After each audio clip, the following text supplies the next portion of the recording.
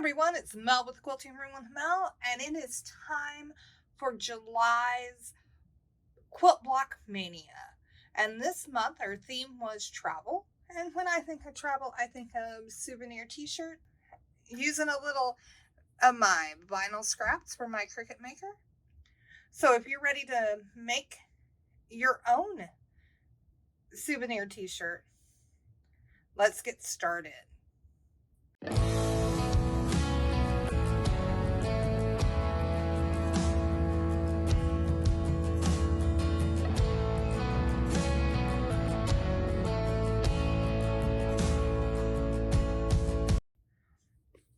But you need your background fabric, and you need to cut it as the pattern calls for.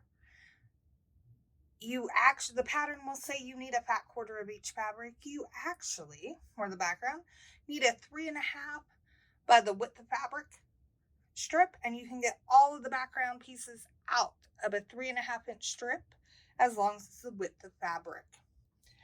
And you need your t-shirt fabric.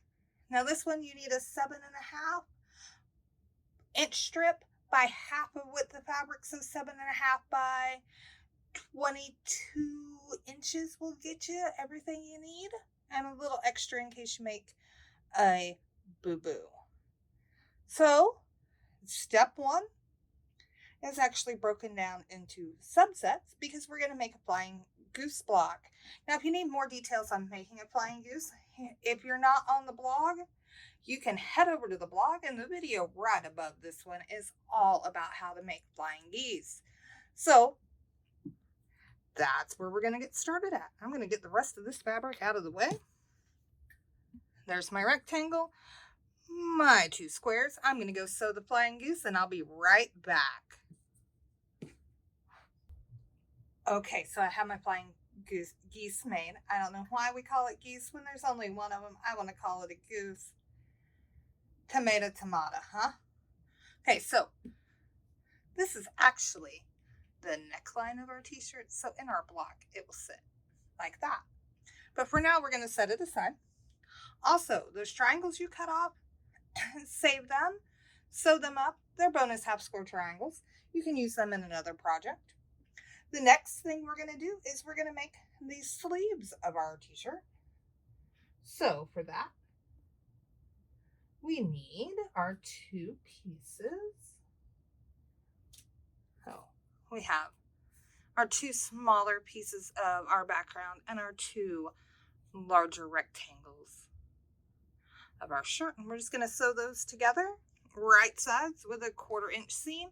And the great thing about this pattern, there is no matching seam, so pressing doesn't matter. I'm going to press to the background because it's darker than my t-shirt. But if your t-shirt's darker, you can press that way. It really doesn't matter. Okay, so I have my 2 sleeves made. And now it's time to attach that to the neckline. And this matters. Make sure you get this layout right. Flying goose, like that. And then a sleeve on either side. And we're just going to sew with a 1/4 inch again and press. I'm going to press out to the sleeves just to reduce bulk. Again, the pressing doesn't matter so much because we're not going to nest any seams. Okay, so I have the top of my shirt done. I'm just going to set it aside for now and work on making the body of the shirt. So I need my square, and I need the 2 bigger rectangles that are left out of our background fabric.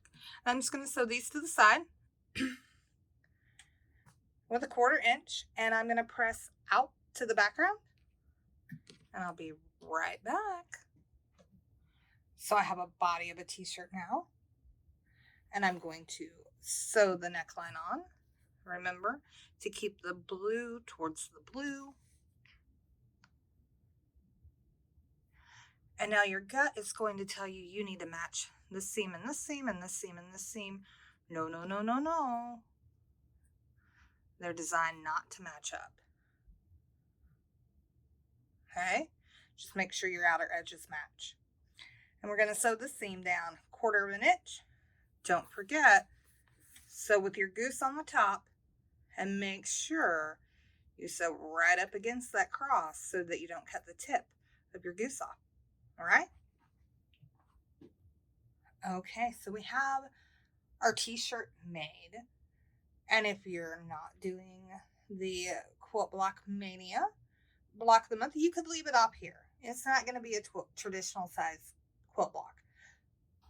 So to make it fit, we're going to use coping strips across the bottom and the top. And then we'll have our 12.5-inch square. So I'm going to go sew those strips on and I'll be right back. So there is our t-shirt. The only thing left to do is to decorate the body of the shirt. I'm going to use some leftover heat transfer vinyl. You can, if you don't have a Cricut or a silhouette to cut vinyl to decorate your shirt, you can leave it plain. You can use fabric paint. You can use purchased vinyl lettering. If you have an embroidery machine, you can embroider something on it. It is entirely up to you how you decorate it. But let me get mine decorated and I'll show you the final block here in just a minute. So I have my Fun in the Sun heat transfer vinyl put onto my quilt block. Now it's ready to be made into a bag or a wall hanging or included with any of the other great travel theme blocks from July's Quilt Block Mania. And I just want to flip it over. I'm going to be nice and show you the back so you can see kind of how I pressed it. Because I say, good friends, don't ask to look at the back side of your flimsy. So as you can see, I just pressed to the dark. And that's it. I can't wait to see your version of the T-shirt quilt block. Be sure to tag me on Instagram at HomeEcMel and use the hashtag Quilt Block Mania so all the other designers can see what you're making with their blocks as well. Until next time, have some fun in the sun. Bye, everyone.